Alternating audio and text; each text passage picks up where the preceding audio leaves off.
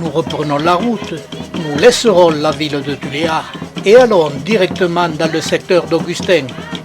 Ce secteur se situe en bord de mer sur le canal du Mozambique, près d'un village de pêcheurs qui vivent de l'élevage de chèvres et de la pêche en pirogue. Sur celle-ci, la partie noire n'est pas de la peinture, mais de la sève de l'Euphorbia stenoclada, pâte noire obtenue après réduction par cuisson qui assure l'étanchéité de la pirogue. Ces Euphorbia stenoclada sont très souvent présentés sous diverses appellations. Pour ma part, je prends toujours l'appellation la plus ancienne. Cette espèce stenoclada ressemblant à des arbres, il y en a des centaines de milliers de pieds. Il prospère en bord de mer sur les secteurs sableux. Sur plus de 300 km de côte le long du canal du Mozambique.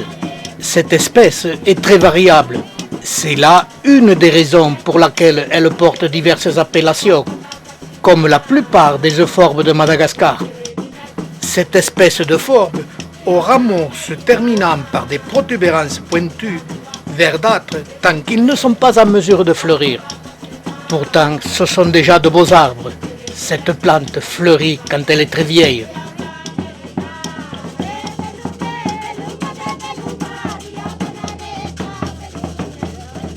Puis, elle prend une teinte plus ou moins grisâtre quand elle est en âge de fleurir.